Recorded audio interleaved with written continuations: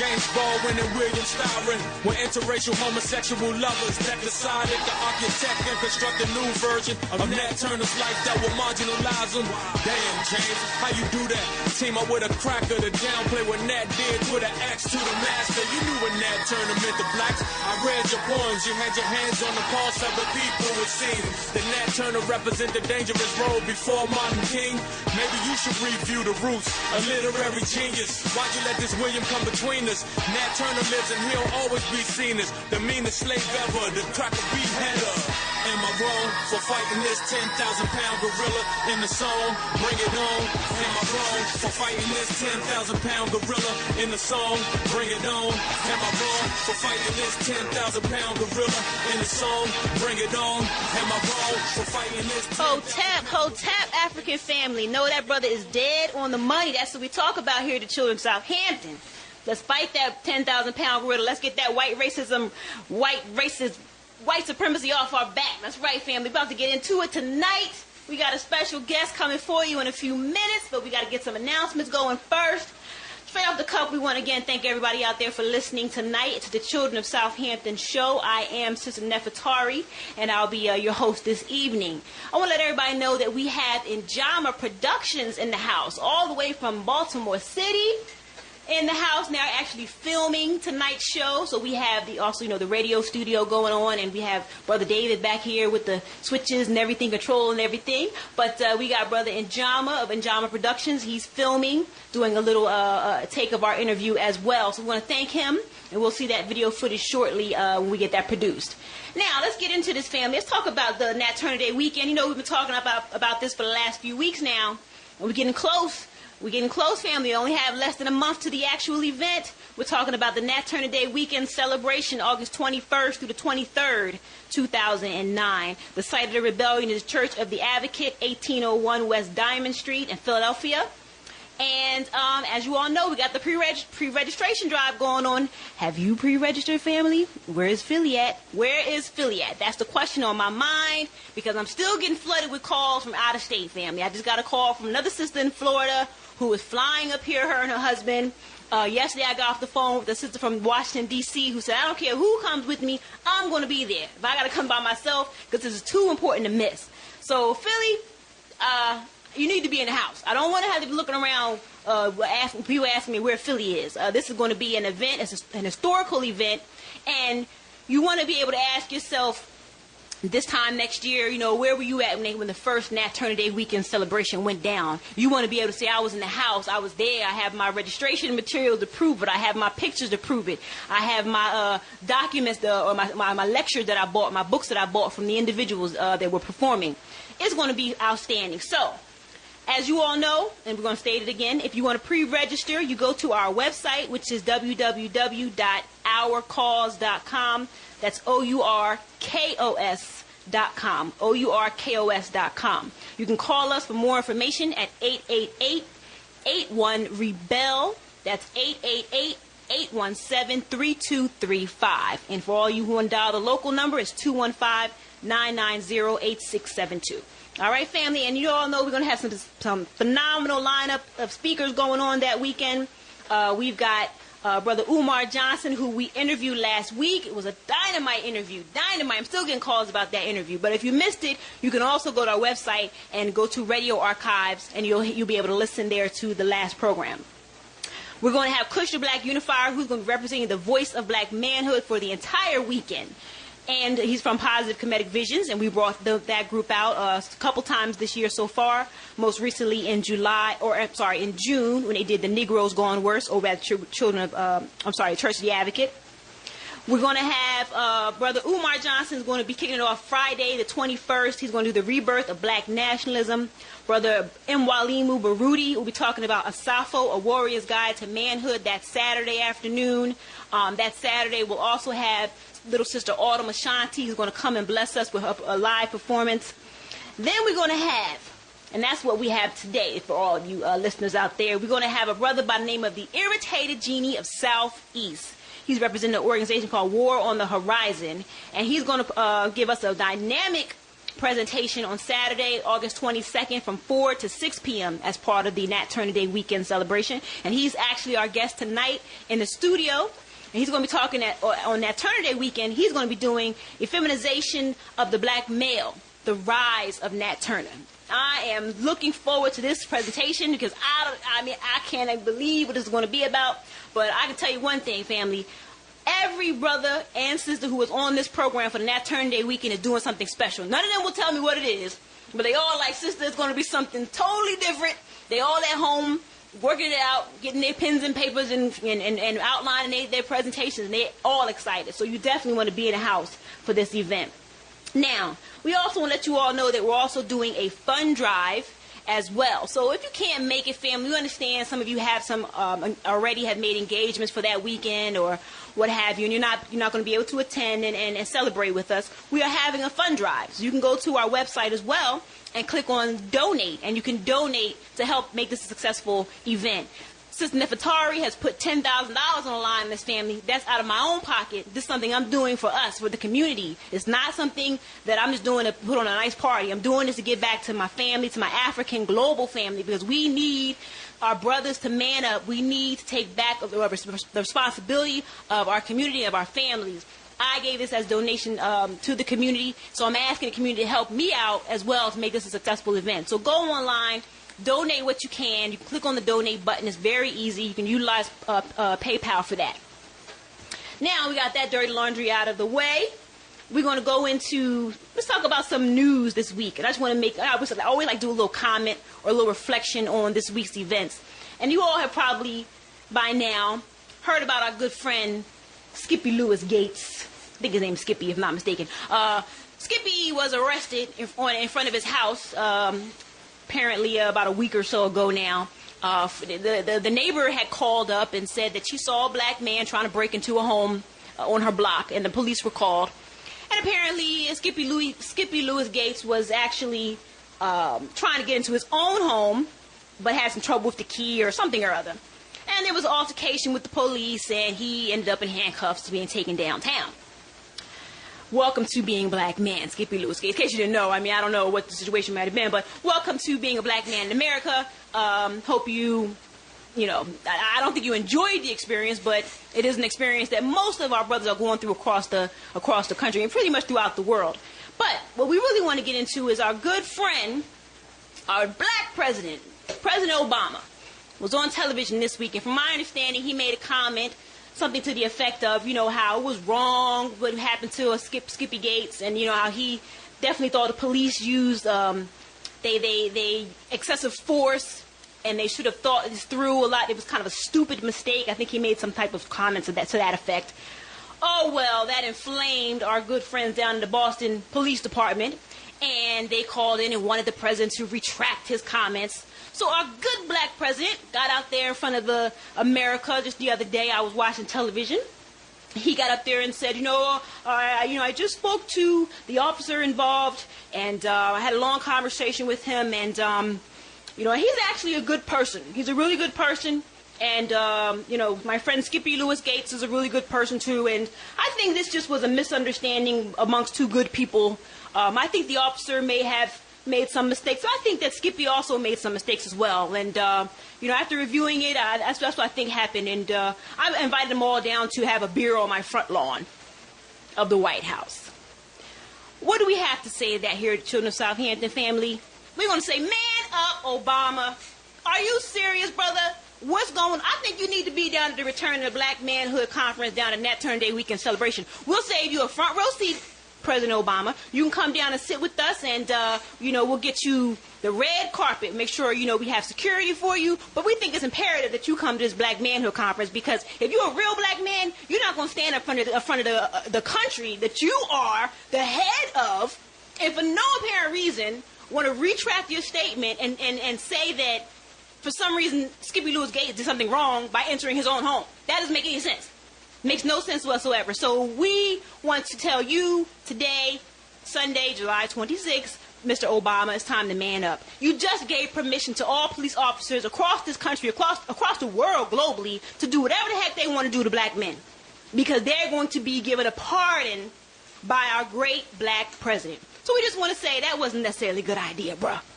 In any event, we're going to dig right into this with the Irritated Genie of Southeast, because we know all you out there listening, you want to hear this hot conversation we got going on down here at 900 WRD tonight. We're going to be talking about homosexuality in the black community. Is war on the horizon, family? What's going on? This brother that we have today, the Irritated Genie of Southeast, is an expert in his field, particularly on this particular subject. He's done several lectures as well throughout the community. He's been in the community fighting for the liberation of black people for about 14, 15 years. And he just came off of tour, touring the East Coast as well as the South with his Effeminization of the Black Male Tour. We had him here actually in Philadelphia back in March. We brought him to Church of the Advocate. We had a standing room only, family. And he broke down the Effeminization of the Black Male Part 1. It's a 4-part series, but he graced us with Part 1. The people were floored. So we have him live in the studio today, and we're going to just dig right into this. How you doing, Brother Irritated Genie? Fine. Welcome to the war front, sister. How you doing? I'm doing great, great, great. Definitely it is a war front, brother. I must say, that's what we're facing right here, as you are very well. Tell us a little bit more about yourself. I know I gave a little brief introduction, but give us some more information about who you are. Well, the Irritated Genie of Southeast, I represent an organization, War on the Horizon.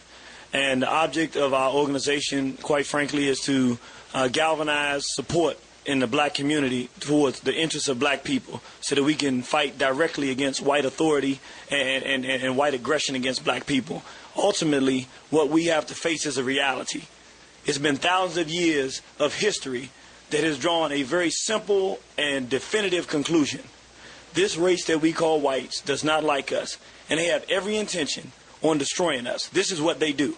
And so it is our objective and our responsibility as black people, put our families back together, to protect our women and protect our children, and to organize as black men to say to the world, we are the original people on this planet, and things should be done according to the way we say they should be done. What we believe to be justice and right is what the world should accept. And either you will accept it or we'll make you accept it. And most importantly, no one will harm the sons and daughters of Africa. And so in order to do that, we have to wake our people up, and we have to come straight forward and direct and talk straight talk. Not talk around what's going on. Not talk tangential tiptoeing and dancing around the issues that confront black people. We got to say, look, we have issues that are in our community that are destroying our community. And before a little black boy or a little black girl gets a chance to grow up as a healthy individual, we have people that are raping them. We have people that are calling them out of their names. We have people that are teaching them that they're the N-word and that our daughters are the B's, and teaching our sons that they're supposed to act in an effeminized fashion, wearing their pants hanging off their behinds.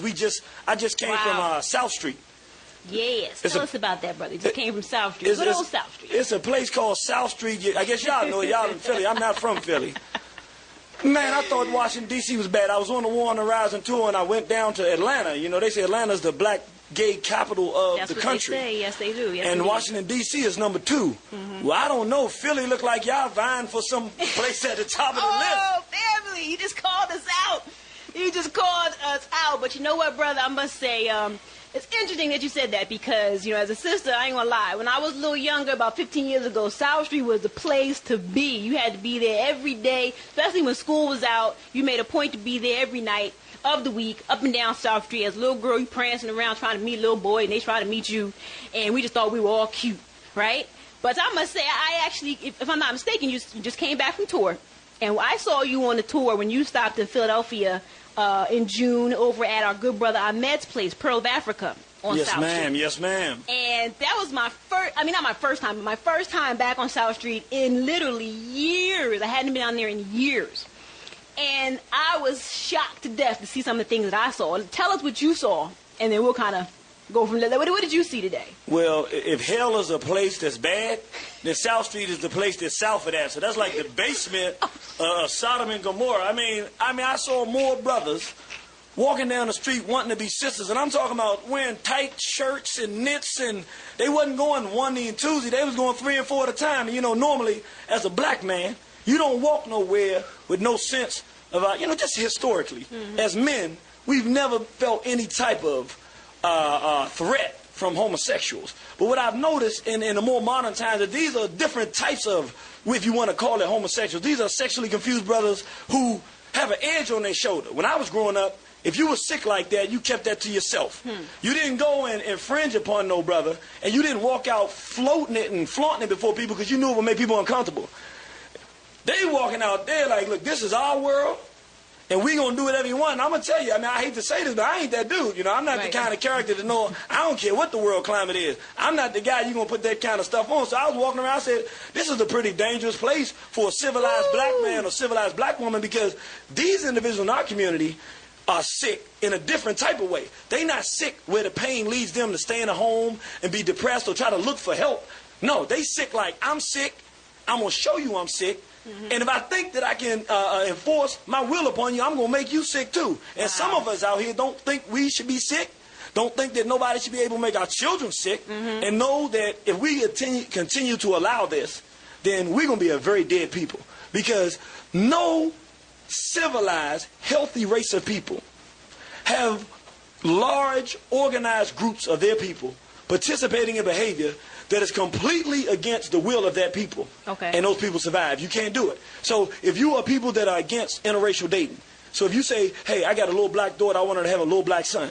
If you allow a contingency of black people who all say, we're going to run this community and we're going to all marry outside our race and tell the black women that they have no value, because we're going to date everything from Asians and whites and everybody in the world but a black woman, then you're ensuring the death and the destruction of your race. If you say, look, children are supposed to grow up healthy, we don't believe they should be sexually abused. But if R. Kelly wants to rape children and tape it, urinate on our daughters and send the tapes out around the world so people can watch this, and we ain't going to do nothing about it, then you then give people permission to target your children. Well, if you give people permission to target your children sexually, then you're telling them it's okay. You're people that are facing genocide. Because if you say that it's okay, and you live in a world that says it's okay to molest children, and then you stamp that, rubber stamp it by saying if you molest my children, you suffer no consequences, that's exactly what's going to happen. So let's get into this, brother. Let me just back up here, because you just gave us a lot of different things in that whole statement. Now, a couple of things came out of that from what I heard. Now one thing it sounds like you were saying is like, this is not a part, this misbehavior called homosexuality is not a part of our culture, meaning black culture. I want you to dig into that a little deeper, but also you went on to say, it seems like you're saying that a lot of this comes from child molestation. Are you saying this is kind of a two-part question? Number one, let's give us some information in terms of, is this a part of black culture? Because we've heard a lot of people say, well, I've done research and I've seen that this is going back to Africa. There's been homosexual relationships since the beginning of time. And then as far as child molestation, you have people who say, well, some people are born that way. They're not molested. So just give us some information on that if you could. All right, and let me say this, brothers and sisters. I want to be clear on this. I'm not just talking out the side of my neck. When we began to do the research on homosexuality and why it was so prevalent in the black community back in the late 90s, I had no idea what the history of this behavior was. So I'm not coming from a perspective of my opinion. In fact, my opinion was very wrong at that time. When I was younger, my philosophy was real simple. Since people don't like homosexuals and mistreat them, I figured a person must be born that way, because who would pick a lifestyle that you're going to face criticism? I was wrong.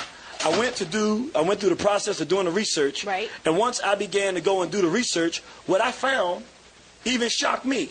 This is behavior that came directly from Europeans, and is the history of Europe. In fact, more definitively, I can say, in the history of Europe, before they came under Alexander the Greek and invaded Africa, they did not have a concept that a man was supposed to be in love with a woman. In fact, they had something they called pederasty. And to be in love in Europe, this is for thousands of years. Before, they only known that a man could be in love with a woman for about 3,000 years now. Before that, the concept in Europe of being in love was a grown male with a little boy. They would go to a place called a gymnasium and take the little boy out of the gymnasium, pay money, and they could take him to the woods, and they would repeatedly sodomize him and rape him for as many as 2 months. Then they had to take him back. And so this was part of their culture. And even if they had a female that they lived with and children, they were expected to go out and sodomize and rape little boys, even sometimes if it was their own sons. So this is the culture Europeans come out of. We did not get involved into this misbehavior on our own accord. We did not wake up one day as a race of people and decide we wanted to participate in it. As I began to study the slave trade, we know about the plantations where we picked the cotton. But they don't educate us on the fact that they had sex farms and breeding farms throughout America. Whoa. Where basically they would have different sections of a thing they called a sex farm. And whites would come from all across this country and sometimes even as far as Europe, because they wanted to buy the sexual exploits, sometimes of black women. They would have a room of adult black women. Okay. And then more expensive was the little girls. So they have a room full of little girls, 8 to 14 or so. And then they had rooms where homosexuals would take little black boys from maybe 5 years old to 14 or 12 or so in that area and train them in all kinds of sexual deviance and oral sex and all these things. Okay. And then the white males would come and purchase them to take them back home as their sexual, as they would call them, minions or their sexual slaves. So we had those places. We had places called breeding farms. And this is not one breeding farm. I'm not taking one example of something. Throughout the country. In fact, they became very popular after 1808 when they began to stop the importation of Africans into this country. Okay. They said in order to make more slaves for the plantation farm, what we will do is we will start breeding them. And so they would have professional places they call breeding farms where whites would take a black person, a young lady who hit puberty, as far sometimes as 200-300 miles. As soon as she hits puberty, and impregnate the sister and take her to this place where a black man would be in a pen like a horse. And he would be forced to rape these young daughters, these young girls, and get them pregnant. And sometimes they would even do that on the, they would do this on the plantation where a brother would be called what they called a stud. Okay. And he would be forced to rape his own daughters. He would be forced to rape all the women on the plantation and get them pregnant. Sometimes they bring his granddaughter back, and so he gets her pregnant. Now his great-granddaughter's daughter. He could do this for 20 or 30 years or more. My point being is that this behavior that we see, the homosexuality, was something that was forced on us through the slave trade and through hundreds of years of plantation life in America. Okay. And after slavery was abolished, we had sick people who were made sick by the process of white law, which mandated that we had to involve ourselves in sexual deviance in order to stay alive as a way of life. And then after we did that, those same men were sick men and sick women who had learned during the course of slavery that their role was to stand idly by or even prepare their daughters and their children for men who would use them for sexual purposes. And so for hundreds of years, we've had uncles molesting children in our families. We've had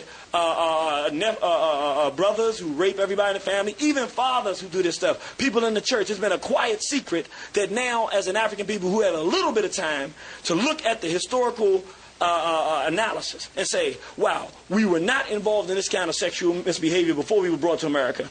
Now, because of what happened to us, we are involved in it. We have the right to make a decision and say, this behavior is not acceptable to us. It's not in our best interest. No one will continue to rape our daughters. No one will continue to rape our sons. And it's going to stop. And I just want to say this in answering that question. Most people don't know this. If you go to the Department of Justice Statistics as late as 2005, the estimates, and this is across the board, for men in this country, the estimates are 1 in 6 males before the age of 18 will be sexually abused, and 1 in 3 girls. That means 33%, 1 out of every 3 women on the street has been sexually abused. Okay. And 1 out of every 6 men that you meet. The reason that these people in our community are not healthy is not because they're monsters who were born this way. These brothers not walking around with these tie-dye shirts with their pants hanging off their behinds and blowing kisses at other men because they want to be that way. Someone did something to them that when they were young that was so ugly, they have not been able to recover. And our job as the men in this society, in our community, is to say, 1, we won't tolerate the behavior. You got to find a way to deal with the pain other than involving yourself in that, because when you involve yourself in that, you become an enemy to our people and a danger to our community. And more importantly, number 2, and most important, we got to start making some serious consequences. I'm talking about some serious capitally punishable consequences for people that rape black children. And when we tell the world that it is unacceptable, not by words, but when we show the world through our action, it is unacceptable to rape people in our community, and that's for people in our family and people that ain't in our family, then it'll stop. Well, we want to share something with you, brother, because that's a good point you just made about showing or our people, especially black people, standing up and saying, here are the consequences of abusing a child in our community. We had a situation here in Philadelphia a few months back where there's a little sister in a section in North Philadelphia who was brutally raped and beaten. 11-year-old little sister brutally raped and beaten and left to die in the alley. Okay, her attacker was on the loose. They hadn't found her. or found him, I should say, found the attacker. But they did have, the little girl was found by a local store owner in the alley, got her to the hospital. She was able to give a description of her attacker. The description went out to the community on the news and everywhere. Brothers got to, not just brothers, I think everybody was kind of on the alert, but specifically brothers in that section of town were on the alert. They were looking out for this monster who had done this to our young baby. They found this monster walking down the street, and they beat the mess out of him. I'm not watching my language on there. They beat the mess out of him. They had on videotape, because, you know, I don't know how it is in D.C., but in Philadelphia, they got a lot of cameras everywhere. They had it on the news showing how these brothers, I mean, they would run down the street. So one person ran down the street and cracked this monster in the back of the head with a 2x4. They beat the mess out of him. But I was so proud at that moment, because it said loud and clearly, if you touch our babies, if you abuse our babies, this is what we're going to do. Now, it would have been great if that had happened before our young sister had went through this situation. Because now we have to understand is, because first of all, I'm sure that wasn't the first child that monster did that to. That's right. Okay, that wasn't the first little girl that he violated. But now that he did that to her, this is a little 11-year-old sister. She's just a baby. What is her outlook going to be towards men in general, but specifically towards men of color, as a result of having this happen to her? Based on what you just said, tell us what your research has shown. What are some of the outcomes that might happen to a young sister like that, given that situation? You get a young sister who some monster steals her innocence and brutalizes her in that way. For the rest of her life, every morning she wakes up, she has to contend with the fact that she was violated in this way. I don't care how old she gets. It's not that she cannot deal with it, but what I'm saying is she's going to have to deal with the emotional scar that leaves her for the rest of her life, which means she could begin to hate black men so much and be repulsed by the idea of being touched by a man so much that she begins to resist black men, which can lead her to homosexual behavior, meaning looking for a woman. It could lead her to dating outside of her race because she resents the abuse that she suffered at the hands of black men so much that she looks for another type of male who she can view in a warmer and more nurturing fashion. And so we lose one of our good sisters. She can become a male-hating man, which means even if she does get a man, she brutalizes him and tries to eat him alive, not because she personally hates him, but because she has so much resentment, pain, and turmoil from what happened by one man to her, that without knowing it, she subconsciously transfers that anger to a relationship where it could be a very good black man. And so she could begin to become the destroyer of the lives of black men. She has a baby and children with this man who loves her, and then for no apparent reason to him, she becomes impossible to deal with.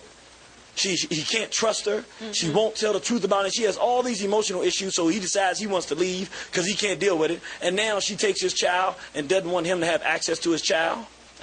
Begins to effeminize the child, because what happens to many black sisters, black women who get brutalized in this way, is that they resent strong black male aggression. Because in their mind, strong black male aggression is not that father who would be around them protecting them and making sure if anybody said anything to them, they saw black male aggression. They was like, I love my father. He was a strong guy. My uncles, you know, I got a niece, and that's how we are about it. We always asking her what's going on. And anytime something happens, she sees us, somebody say something to you, sister, but that's not what they got. Her idea of black male aggression is pain and abuse. And so she doesn't want to see black male aggression. And so that little boy, she tries to turn into a little girl. So she puts plaits in his hair. She dresses him like a little girl. Y'all seen that walking down the street? Fries his head up like don't even give him a natural female look, but fries his head up, then pulls it back like he's a little female. Got bow rats in his hair. Doing everything she can do to make him as effeminized as possible, and she eats him alive. And so these are just some of the things that can happen. There's definitely some of the things that can happen. This is interesting, family. I know y'all want to get part of this discussion. I know we have some callers on the line that we're going to go to, and anybody else that wants to call in and be a part of this discussion, the numbers are 215-634-8065 and 866-361-0900 is a toll-free line. And we're going to get right into this and some further discussion. Let's go to the phones, brother, and see who's on the line with us here. Do we still have Peter from North Philly out there? Brother Peter? Peace, Queen. How you doing? I'm doing fantastic. How about you, brother? Oh, good. And peace to the brother on the show. Yes, so good to hear from you, brother. Yes, sir, brother. First, I want to say thank you to the Lomax family for this venue. And I want to say peace and blessings to the listening audience, all the brothers and sisters on lockdown, especially Mumia Abu Jamal. Peace. Brother, thank you. for what you're saying. Many people want to cop out and say that homosexuality started in Africa. That is crazy. I've been against that for years, brother, and there's a book, you may be familiar with it, Stolen Legacy. Yes, sir. By our brother George G.M. James. Peace and blessings upon him. Respect. He speaks of over 9,000 year period, brother, where we wouldn't even let the Europeans into Africa because of their ignoble ways. Yes, sir. Their bestial ways, the sexual bestial ways. Yes, sir. We must stand up, like you said, brother. We must also understand that what we are or what we eat and think, as taught by the Honorable Elijah Muhammad.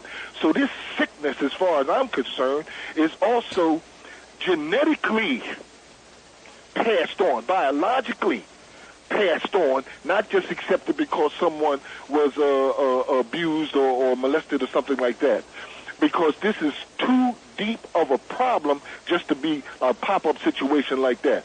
So I want to thank the sister, number one, for having this brother on the show. And, brother, listen, continue to teach that hard truth, because our people need it, man, because we have become weak and passive. And I'll stand up and say it and don't care who don't agree with it. We become a passive people, and we need brothers and sisters like you too. And thank you. Thank you, brother. My good brother. Thank you. And brother Irritated Genie, let's get into that. We heard that too now. I'm sure you have as well. Tell us about that. When you hear brothers and sisters say, well, not everybody was molested, not everybody was, introduced to it during their life at some point. They are biologically or genetically inclined to this type of behavior. Can you speak on that? What are your thoughts on that when you hear that? I'll say this, and I don't know, because the brother's not on the line now, I'm not exactly sure what he was saying, but I'm going to clean it up so that we can all be on the same page. If you're talking about Europeans, you're absolutely correct. It is genetic, meaning there is no point in the history of Europeans in this world where they have not been primarily, not secondarily, but primarily involved in homosexuality and pedophilia. That is a fact, and it is documented, and I can show you that. It's in my book, War on the Horizon, Black Resistance to the White Sex Assault, or you can get the book by Malima Baruti, Homosexuality and Effeminization of African Males. As it relates to black people, let me make this very clear, because I try to do this all the time. I want this to be very definitive. Listen to me, black family. There's no two ways about it. By definition, a homosexual is someone who intentionally involves themselves in some type of sexual experience with someone of the same sex. A baby cannot speak, much less determine that they want to have intentional same-sex relations with someone else. Okay. Therefore, you cannot, by definition, be born a homosexual because you've made no decision. That is an idea that has come from the pedophiles, whose objective it is to target children for sex so they can get more access to children. So I want people to remember that a homosexual makes a decision to have sexual behavior with somebody of the same sex. A child can't make that decision. So it's a very sick and backwards thing to put that on a child, because it means that you have now sexualized a child, a being that hadn't even hit puberty yet, that you should be trying to teach how to speak, how to walk properly, how to have respect for adults, and teaching them education, learning math and science and self-respect and decency. But instead, you're trying to sexualize them so you can target them for sexual abuse. That comes from the pedophile. Our people are not born homosexuals. We got calls lighting up on this, brother. But I got to interject right here because something you just said. I got you, caller. Just hang on the line with us. I got you. But listen, brother, something you just made me think of. There's a new movie out. I touched base on it either last program or the program before last. This movie called Bruno. I don't know if you've seen it, but it just came out a week or so ago. And in this, I call it, it's supposed to be a comedy, but I've called it a horror film. I told the family this is a horror film. As far as we're concerned as black people, this is a horror film.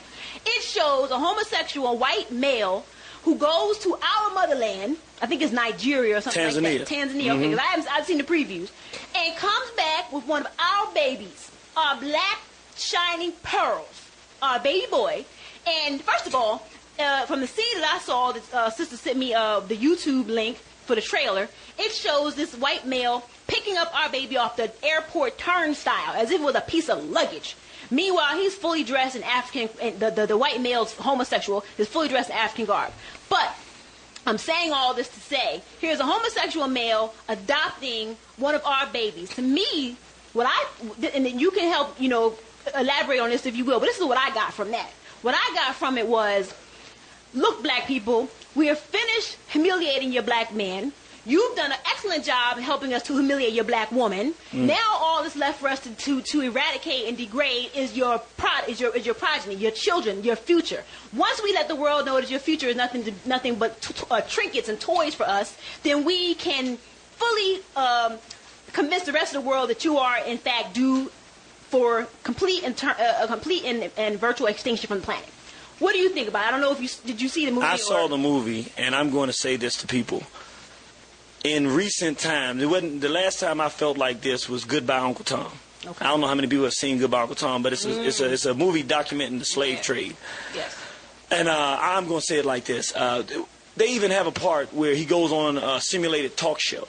This white homosexual male, and they have pictures of these homosexuals naked in the tub with the black baby in the tub naked. Wow. And he says, and this white male says, yeah, whenever we're going to have fun, me and my homosexual friends, we like to have our baby with us. Wow. So what's really happening is that we have become so laughable. We have become so laughable as a race of men that now the homosexuals who are adopting our children worldwide are at the point where they say these people are a joke. We can put before the whole world that it's good business and it's funny to exterminate black people, to sexually target their children, to exploit these people because there's nothing left. And that's why the subtitle of the Effeminization of the black male is the return of Nat Turner. Because the reality of it is we got to look at the history in this country. The history of this country says, you know, we like to give a lot of credit to Martin Luther King and various other peoples in the civil rights. Those are not the people who changed white folks' minds about how they thought they wanted to treat black people. I tell you who changed their minds. The people that change their minds are the people that don't want to negotiate. The people that don't want nothing from their table, that they want the whole doggone table. The people who say, you know what, I don't care about sitting next to you. What I want to do is live in peace. And if I can't do that, then I want war with you, just like you wanted with me. If you want me to be uncomfortable, then I want you to be uncomfortable. And what I'm saying is, in order for us to get out of this condition and wake ourselves up, we're not going to be able to sit back on our behinds the way we've done and try to blend in and be everybody's friend. Some fools, we a bunch of damn fools running around the planet talking about we part of a human race. What kind of fool talks about being part of a human race? That's like a chicken running around in the wilderness talking about the wolf and the fox. Yeah, we all just part of the wilderness group. No, fool, you the prey. You about to get eaten, and you a real fool and a traitor for teaching your child that they supposed to have a friend and a wolf and a fox. There ain't no doggone chicken and fox race. Ain't no leopard telling no lion that we part of the cat race. That lion's gonna kill your babies, fool. Wake up and smell the coffee. All right, family, it's getting hot in the children's South Hampton. It's getting hot in the studio. We got another call on the line. We want to find out, is Monique from Winfield still there? Sister Monique. Hello. Hotep. Hi, how are you? Great. Okay, I just want to point out the young child that was raped so brutally, her perpetrator was Hispanic, not black. Oh, I don't think I said he was black, but thanks for pointing it out. I think I said he was. Well, here's the thing, and let me just one more thing. And the young men who beat him down were Hispanic. They're the ones who got the reward. So let's not negate our Hispanic brethren for what they did. Because black men cannot take responsibility for that. It was the Hispanics that beat that man down. And all the time we have in the black community, if they would do that more often, we get rid of some of this stuff that's going on. They don't beat nobody down. They sit on the corners and they watch. They sell drugs. They sit in their chairs all day long. And then they're just ridiculous. A lot. Not all of them. Not all of them in the least. But what is visible to our children are those that are sitting there basically doing nothing. Well, we thank you for that, Sister Monique. And actually, the brother has asked to respond to that first. I'll let you go ahead, brother. Yeah, I want to thank you, sister. And let me tell you why I appreciate you making this call out. If you want to see black men stand up and be men, sisters, you're going to have to stop being quiet and nice about it. Don't fight us in the privacy of our own home behind closed doors. Call a black man out like this sister did. This sister, basically what she's saying is, black men, stand up and do something about what's going on in your community. And I'm not going to trivialize whether they were black or Hispanic. None of that means nothing to me. I'm happy to know that there were some men of any race that would go out there when a little girl is raped and brutalize somebody who would do that to her. But what I'm saying more importantly is that as black men, our women are upset because we're not acting like men and we're not protecting our women and children. And sisters, if you would do it in the right way, that sister didn't call with a negative spirit. Right. She said it wasn't all black men, but you need to start doing that. Say, look, brothers, y'all are not being men. And when you do that instead of fighting us every time we exhibit an ounce of black manhood. Believe me, there's plenty of black men out here that are ready to get together and do something about what's going on. But we ain't going to do it your way. We don't need your opinions. All we need you to do is tell you want the pain to stop. Then get out of the way. Let us handle business and just have our back when we do it. That's right. All right. Coming strong. Let's go to our next call. And thanks again, Sister Monique. We appreciate that. Hope you call back again on our future shows. We got Brother Malcolm. Are you still on the line, brother? Yes, ma'am. I'm still here. And where are you calling from, brother? I'm from Baltimore, but I'm calling from Philly. I just want to say thank you for letting me call in. It's good talking to you, Queen. Definitely. I kind of know the brother Irritated Genie very well. Met him a few times. I just want to tell the whole world that where this brother met to me was the organization of PKV, and what he's trying to do with War on the Horizon just met to me. I was in Iraq, and just trying to hold my soul down and just hanging around a bunch of Uncle Toms. But I ordered the DVDs, and it was good to know that there was still black men out there fighting. I'm talking about fighting hard, not laying down or whatever. And I talked to the brother Irritated Genie, and this is soul and everything, his humility. You know what I mean? It really just waking up that inner African in me that you know is there, but like he always says, it's so few of it. It's less than 1% of black men out there who willing to stand up and be black men. I just thank God that, we got this elder right here leading the fight. And, brother, I see you on the battlefield, and I'm behind you 100%. Hey, we appreciate you, brother, and stay strong. And I just want to say congratulations. I believe the brother just got married and wrapped it up with a black woman. Am I right, brother? Yeah, of course. Couldn't have been nothing else. Am I right? Ain't no other woman out there. That's what I'm talking about. Oh, yes. All right. Asante Sana to you and blessings to your family. And we hope you have a wonderful, wonderful future. Thank you for that call, Brother Malcolm. Thank you, sister. We're going to move to our next caller. We got the call lighting up. We got, and forgive me if I'm mispronouncing your name, Khalifa from Delaware. I bid you peace and hotep. It's Brother Khalifat. Khalifat. All right. Thank you, brother, for making that correction. How can we help you today? And my brother, I have to say to you, carry on, comrade, because that's been an issue we've been trying to deal with since 1994. It has been truly a challenge, but I'm honored today to still be here in the forum to hear, brother, come to the forefront in the likes of some of the conversation and many of the points I've raised, and even had the phone slammed up on me on air. The real reality is, no, it is not an extension of our social or socio-anthropological cultural norm in no way, shape, form, or fashion. That's right. You can find clearly that behavior has its actual root origin in the 3rd and 4th reigns of the Roman Empire's Caesars, including Caligula and those that preceded and followed him. When you look at what took place in Greece, and you look at what took place in Southern Europe, all throughout the development of Europe itself, on up to the King James and King George period.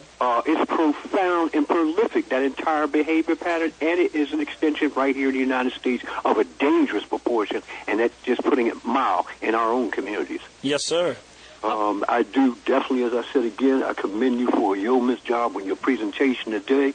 I do hope at some point to meet. I will be one of the people at the Church of the Advocate on the 21st with Brother Umar Abdul Johnson. And at this point in time, you couldn't have said it no better, and it's been heralded by myself, Dr. Reggie Bryant, and others. It's time for us to step up, buckle up, lace up. We got a job to do, and time is running out. Yes, sir. All right. Oh, Ted, that was strong, Brother Khalifa. We appreciate that. Thank you, brother. We do look forward to seeing you at the Nat Turner Day weekend. We're going to move on to another caller here, and I love to get these calls here. I love to get calls from my California family. We got Brother Carl from California. How you doing, Brother Carl? Hotep Africans, all others must fall. All right. What's up there?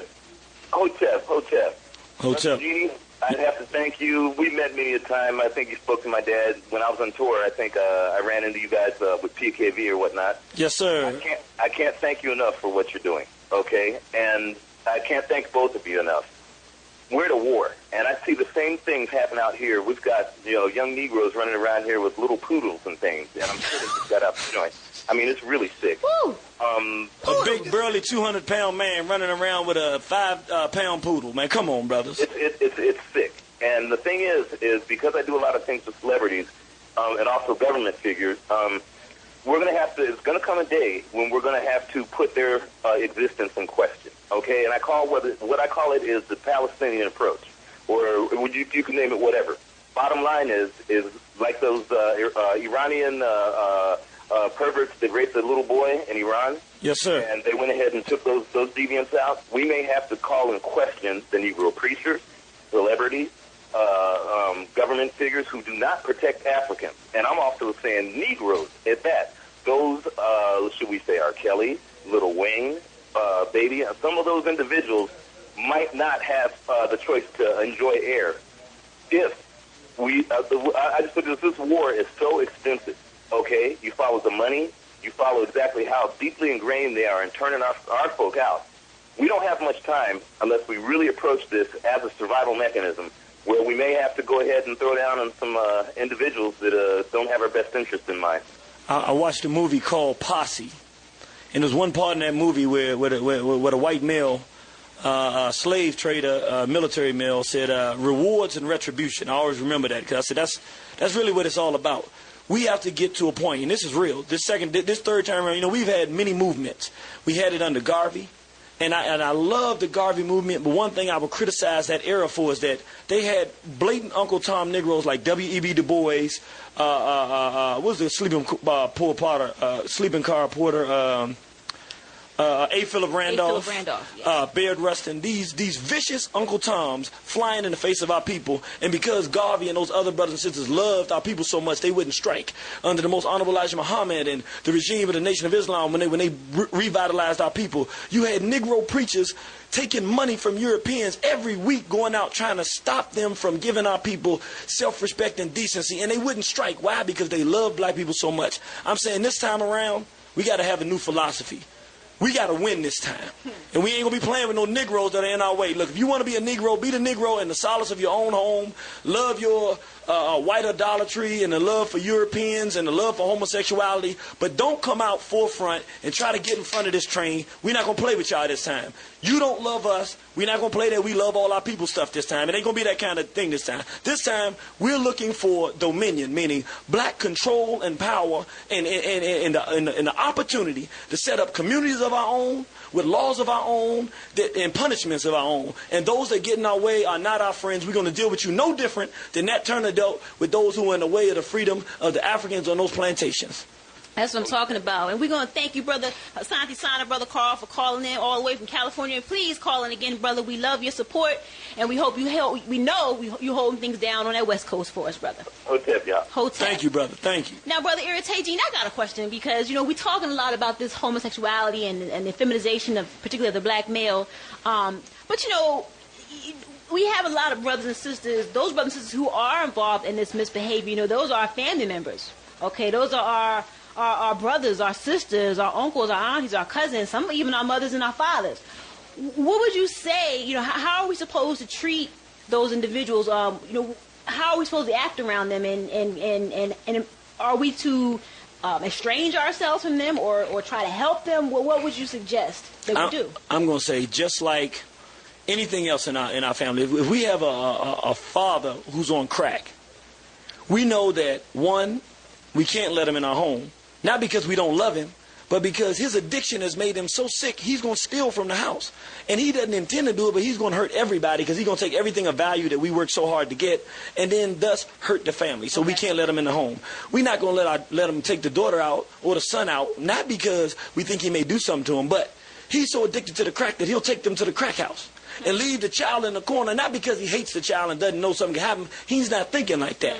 So what I'm saying is it's not about hatred or whatever. We have to make good decisions. If we want our sons to grow up to be strong men, what kind of fool would let a homosexual be a mentor to your male son and then don't think he's going to become a homosexual? Stop right there for 1 second. I just got to interject right there. Did you hear that, I think it was just yesterday, the day before, the author E. Lynn Harris passed away? E. Lynn Harris, for the family out there who may not know, he was the author who really, one of the major authors who ushered in this whole down on the down low books and things like that. He wrote a book, one of the more popular ones was The Invisible Life. One of my cousins gave it to me when I was in college in my early years. Messed me up for the rest of the 4 years. I walked around thinking every brother I saw on campus was gay. They all were gay. You know what I mean? I was like, y'all get out, point finger, because it would just mess me up. But he introduced a lot of these books. Now, he just recently passed away. I was reading an article about this on Essence, and in the article, it was saying that his personal assistant who I forgot, can't remember her name is. But anyway, she had made him the godfather of her child, who was like 8-year-old black male. He was a godfather. His homosexual was the godfather of 8-year-old black male. So based on what you just were saying about not having this individual around our family, could you expound on that? Because, like in that situation, people they're making them their godparents. They're doing these different things. They're good. They're a sweet person. They're good people. They're not going to do any harm. They're not going to harm our children. They're not a child molester. You have some homosexuals say, I'm not a child molester. I wouldn't do anything to a child. What do you say to that? I'm saying you're a fool if you are a sane heterosexual black man or woman who knows that being a heterosexual, you cannot possibly imagine what's going through the mind of someone, a male who would lay with another male or a female who lay with another male, but then think that you can predict what they would do with a child. You're dealing with a person who is sick. They have been abused or they have been through some kind of process that has caused them to take a lifestyle that is dangerous. We call it a death style. It's dangerous. It's dangerous for them, and thus it's dangerous for you to associate yourself and particularly associate children with them. And I'm going to say this, sister. I don't know if you know this, but what happened to Elon Harris, I'm going to have to blame you for that. What you trying to say, bro? What you mean? I got to say that. I got to blame. I'm going to tell you like this. See, we've been calling on all of these foreign folks for years. We've been calling on gods that don't share the names of African people that didn't come from the womb of Africa. But now, this sister called me up one day. I thought I couldn't believe it. Sister called me up on the phone and said, I want you to speak at a Nat Turner Day celebration. So usually when I'm dreaming, if I can't tell if I'm dreaming all the way, I smack myself on the wrist to make sure. I got a tender wrist sometime, and I hit the wrist. I hit it hard, too, and I said, this is real. I couldn't believe it. And now that the sister has said we having a celebration for a real ancestor, the one that set this whole black movement and black liberation effort in place, all kind of stuff is happening. Look out there. First, we have the single most glaring example of the damage that white folks have done to our people. We don't want our people involved in homosexuality. We don't want our people thinking that black is ugly and white is being beautiful. We don't like our people dating outside the race, and we definitely don't like nobody being a pedophile. And all of a sudden, Michael Jackson, I don't know if he's a male or a female, if he's black or white, I don't know exactly what he is, but he just popped, he just gone. Next thing I know, I turn around and wake up one morning, and so I hear Henry Jewish Gates. Now, here's Henry Jewish Gates. Dr. John Henry Clark said he was the crawling dog for white intellectuals. That's what Dr. Clark said. Don't put this on me. Dr. John Henry Clark, the great ancestor, the Grand Master teacher, said that Skippy Gates was the crawling dog for European intellectualism. And next thing I know, here's the white male's boy. I mean, this is Gates is the white man. The white folks love Gates because he's the one that they sent to Africa to say the Africans enslaved ourselves. We put ourselves in slavery. Right. And now all of a sudden, his slave master come and say, "Boy, I know you've been good to me, but I'm gonna still treat you like the you know what that you are."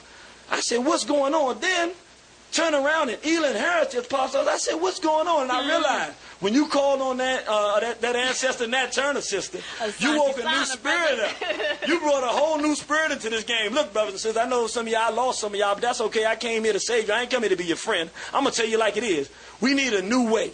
We need something to tell us the things that are wrong. And maybe this is only a 6-month period, but I'm enjoying it.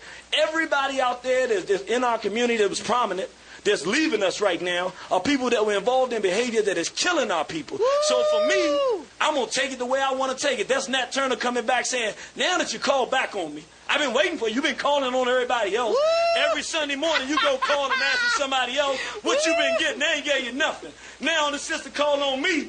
I done gave you something. I'm going to give you a little bit to show you what I got. Give me some more and I'll give you some more. Family is getting hot in here. Let me tell you something, family. We have to wind down a little bit, but listen, family, you hearing this information, you know it's right, you know it's on point. If you want to hear more of it, which you know you do as well, you got to come down to the Nat Turner Day weekend celebration next month. The ancestor has risen, he is rising, his spirit is alive, it's coming through, and all of the individuals that we have. And we're going to be interviewing each and every one of our presenters as we get closer and closer to the actual site of the rebellion. The actual date is August 21st to the 23rd at the Church of the Advocate.